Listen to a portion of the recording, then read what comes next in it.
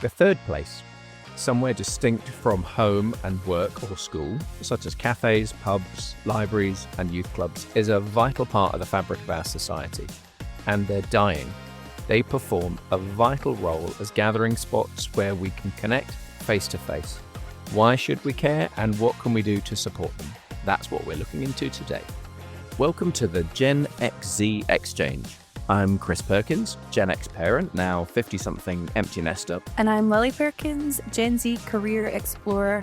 We swap insights on career choices, work, and life in general. So whether you're a Gen X parent trying to figure out midlife challenges, or a Gen Z young professional or student figuring out adulthood, you're in the right place.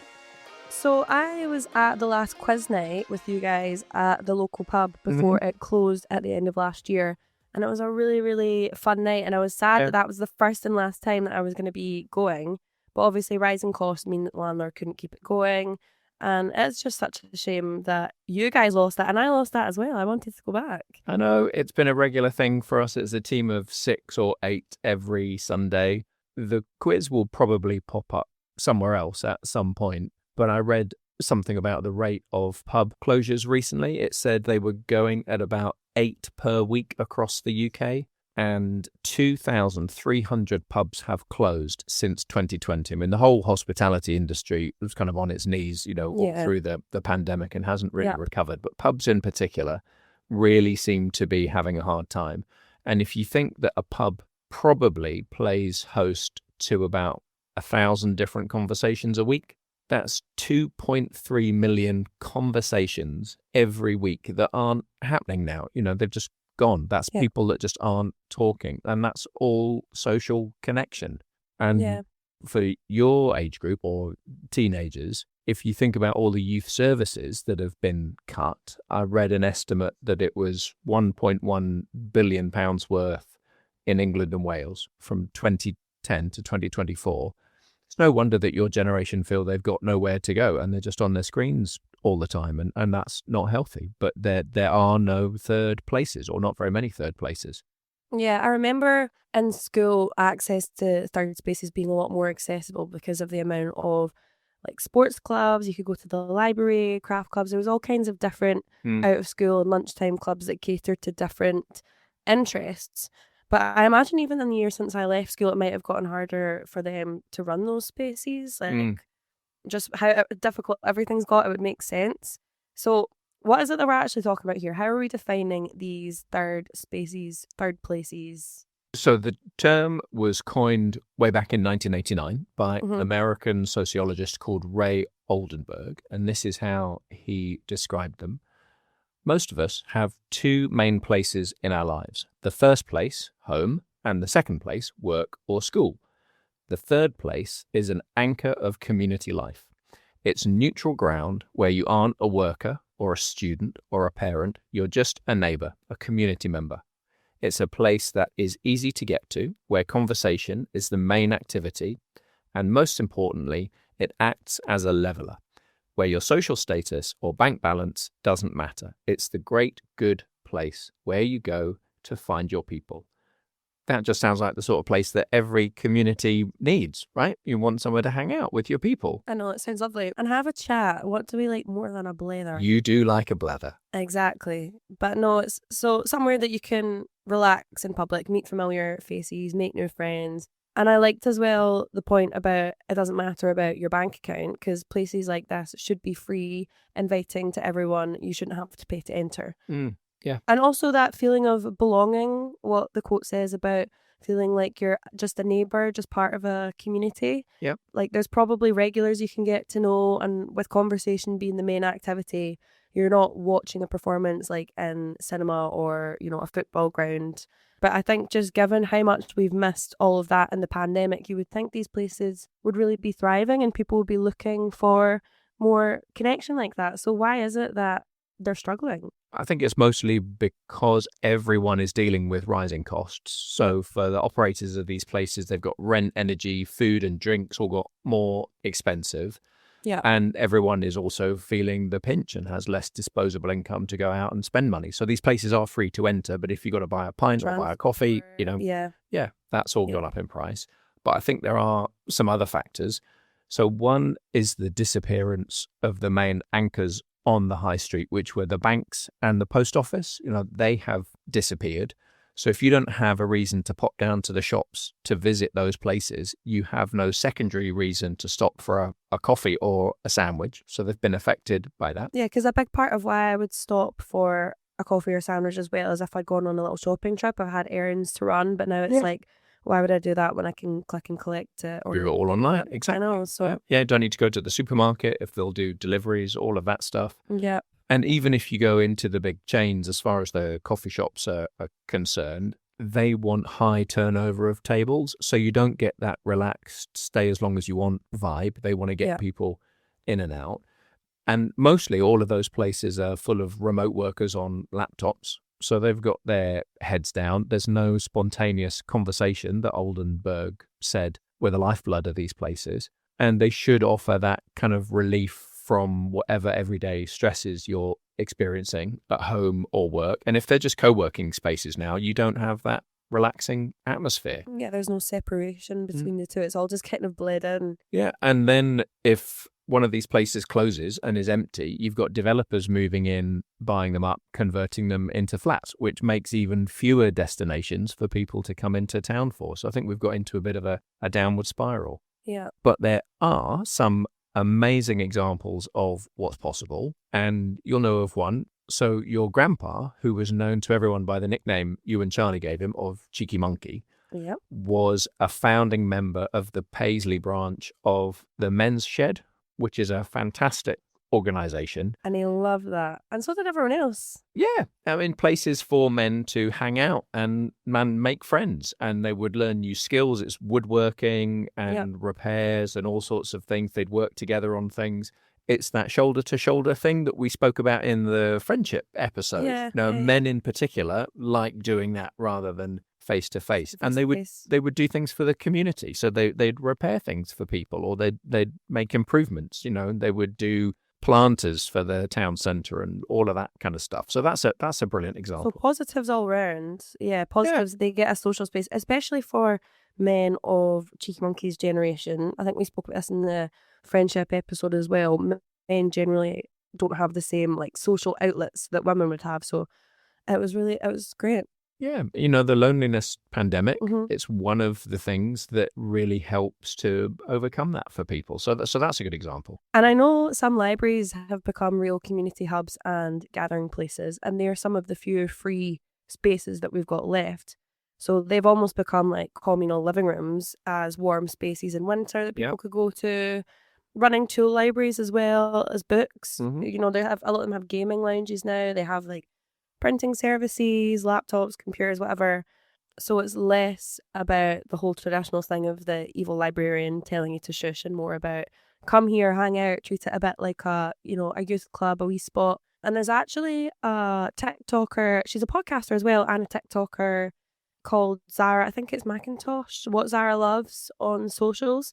And she recently has been encouraging her audience to go out and get library cards and make use of their services. Yeah, which is really nice, because it's also nice to have an influencer, podcasty person who's not just saying, here's a link to all my products, go and buy this, spend more time on your phone, watch my videos. She's encouraging people to get out, put money into the library, because obviously if it's not getting used, they're more at risk of getting shut down. Yeah. So I like what she's doing, and I actually think I do need to get into my local library more and not just the uni library. And then what we were saying earlier on with the coffee shop thing too, all the best coffee shops I know are the small independent ones. Yeah.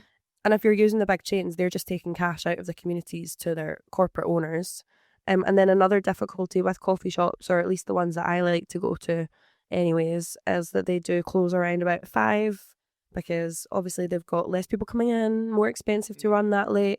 But it means if you're looking for somewhere to go after uni, for example, you've only really got the big chains that stay open till maybe 8 o'clock, or the student union, or the pub. And not everybody wants to drink. That's the thing about pubs as well. People don't necessarily want to sit with a pint all the time. No, but I think they have got better at no and low alcohol options. Oh, definitely. Yeah. I think everywhere. I mean, we got that when we spoke to Steve as well. Yeah. And we were talking about how it's becoming more common. But even then, pub might be a bit too noisy. I think having the option of going to the pub or going to a coffee shop at the same time would be nice. Yeah, but again, it's costs in terms of them opening late. But if you can find the right pub that's not playing loud music, that it does create an atmosphere where you can sit and chat, you can nurse a drink of whatever it might be for as long as you want. That's the kind of that's the kind of thing people are looking for. Yeah.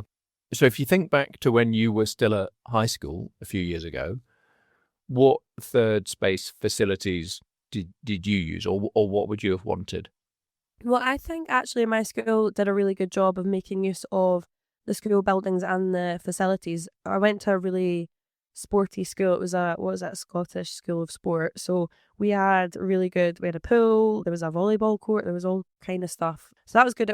There would be clubs put on by the school and then other organisations. And then I also remember the Peak, which was like the big sports centre in Stirling.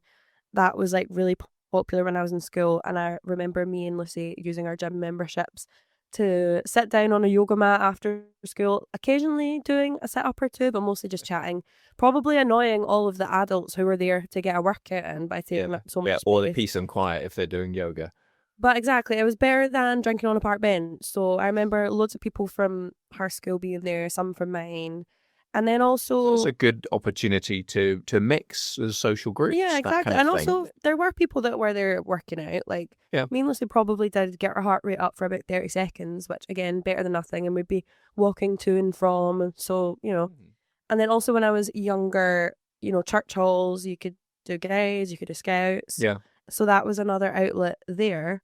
But I think this lack of viable third places for young people is really problematic, especially now with the rate that youth centres and stuff are shutting down. And there's this demonisation of young people loitering on the streets, but that's because I feel like there's literally nowhere else to go, especially if you're in a certain age bracket where you're maybe, too cool to do the Girl Guides. And that actually reminds me of a funny story when I think about loitering and bad reputations and stuff, because people my age from Stirling might remember the Argoths, who were a group of goths who used to hang around the old Argoths in town. And they went viral. They went viral on like Scottish social media a few times. Did they? Yeah, they did. Well, someone tweeted something like, I can't believe there's a group of goths who hang outside an Argos in Stirling and they get called the Argoths. And they get loads of likes. So yeah, for teenagers, there was actually a report last year that found that 70% of them who engaged in minor vandalism or loitering said that it was actually the lack of affordable indoor spaces for them.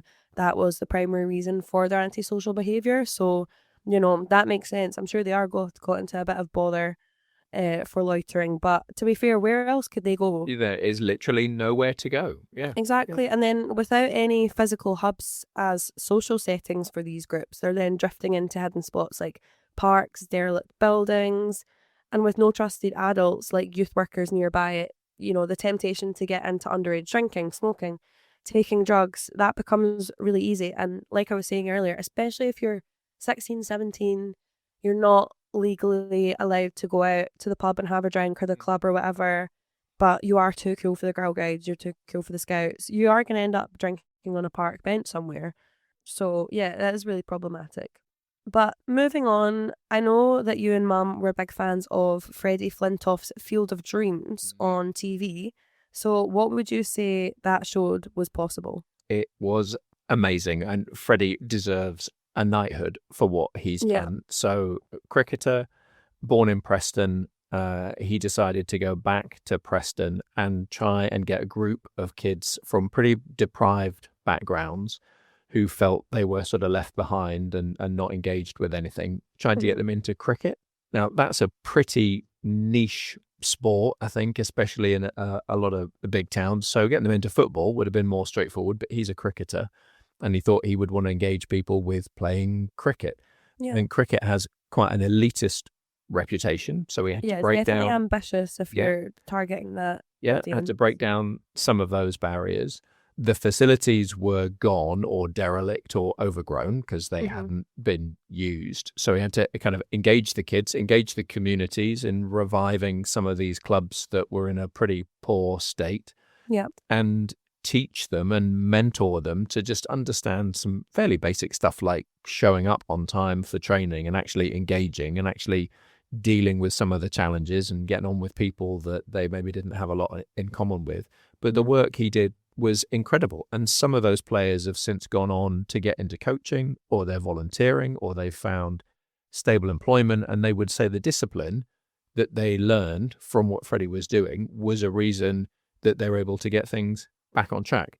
Yeah. And youth organizations have said it's a great example, kind of a beacon of hope of what's possible if you create youth zones and bring more community sports facilities back for things like this. So, and especially for, if it's children from disadvantaged backgrounds, him showing up for them as well as them showing up for him, coming on time, having a bit of discipline.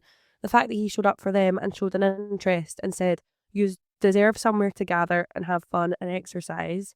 It sounds like a mutually beneficial thing, and the skills that they learned would have been really useful. And that's applicable to anywhere in the UK for kids of any background. They need people to show up for them. And absolutely. Yeah, because he's since gone on to do a couple of others in other areas. And I think the thing he wasn't expecting to get out of this is the effect they would have on him. Oh. And I don't know if you remember hearing at the time, he was a Top Gear presenter and was in a really bad car crash and like really scarred his face, and he was in a really difficult place in hospital for a long time. And he said that really had an effect on his confidence. He felt much more self-conscious. And actually, the young people just sort of accepting him for who he was. He was a Preston lad, basically. And, they developed a really strong friendship. And he actually really got a lot out of it. And it kind of got him back on track to some extent as well. So not seen it before. It's an amazing program to watch and a great example of what's possible. And then there are other things like the DIY SOS Big Builds, which have shown what's possible when communities come together, create or refurbish these third places, and the communities really value them. You might think, well, that's getting done up, but it's probably going to get trashed or vandalized or people won't respect it. But they do. They really value these things being in their community. So it's possible, but we can't just leave it to TV shows to do it. So what have you found about what's happening to try and regenerate these third places?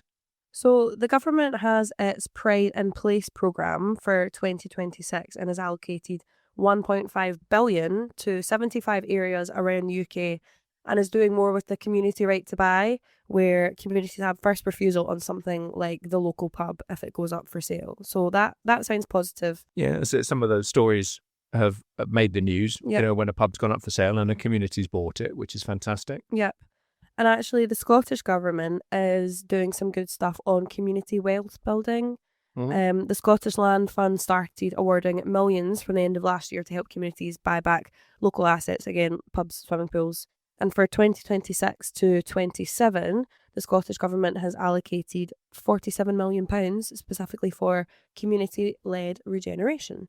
So they've made it clear that the government isn't going to run these places and the community will as well, which is great. Do you remember the little swimming pool in Riverside? Actually, let's talk about that. Yeah. And unfortunately, it got pulled down. Beautiful old kind of Victorian swimming baths, and it was an expensive building to run. Yeah, and it needed some maintenance. Some TLC. Yeah, but it would have been a fantastic local asset. Yeah. And there just aren't the resources to restore these buildings and operate them efficiently.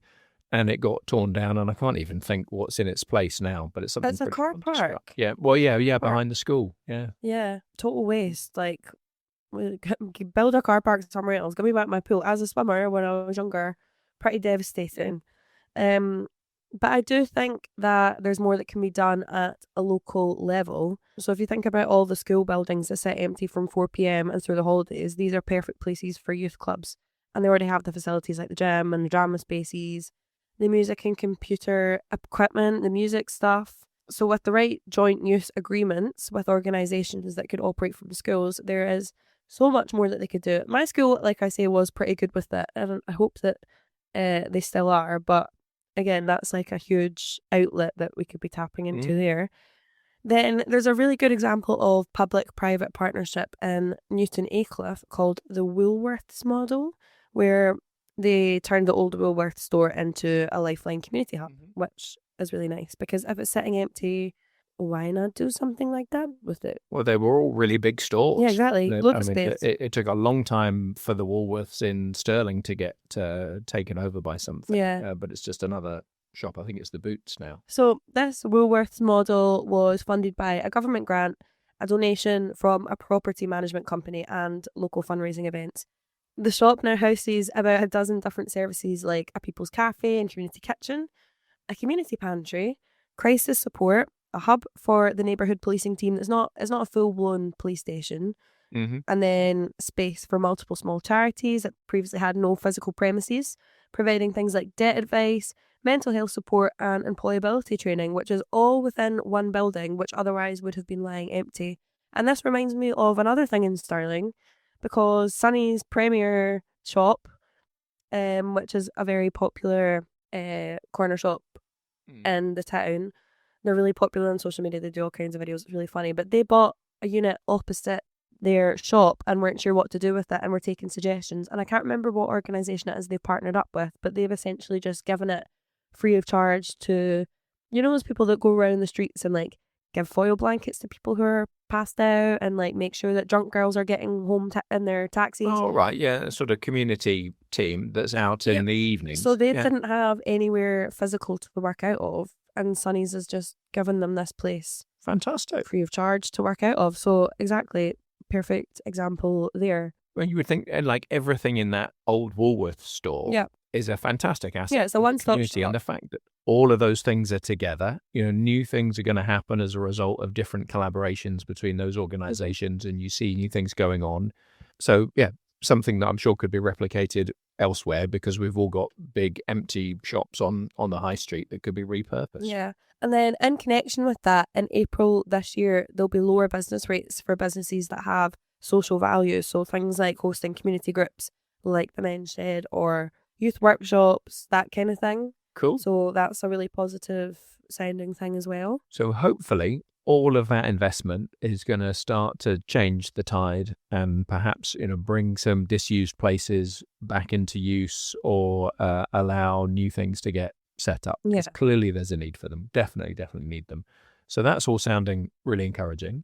Obviously, we do now have a lot of tech, which is breaking down barriers. And I've been learning about the concept of the fourth place, which is combining the two. Okay. So with more people in the knowledge economy, and we've kind of blurred the boundaries between work and living, which is the first and second place. There's this idea emerging of co-living. So multi-family or multi-generational living, which is much more common in some other cultures than it is in the UK. And then you've got co-working, which are social spaces for remote workers because so many more people are working from home, but they don't want to be stuck at home all day. So they're trying to find these co-working spaces. And co-mingling, where it all blends together. So a bit like the Woolworths example, all of these new social environments are creating a fourth place. So you've got multi-generational homes or co-living arrangements with several families sharing some space, along with co-working and social space. And this could be a really good way of regenerating urban areas. If you think about all the empty offices in city centres, to bring people back into town and city centres, you could create more affordable housing and reduce the cost of providing all those essential services. And if you think about all of that empty space in the cities, prime locations, convert some of that into affordable housing for key workers, social spaces, more mixed use that could act as those hubs. I think we definitely need more of that. Agree. And then there's this idea of a fifth place. Oh, for goodness although sake. this one How many places? is a bit ominous. Like, unfortunately, we all know that another pandemic is inevitable at some point.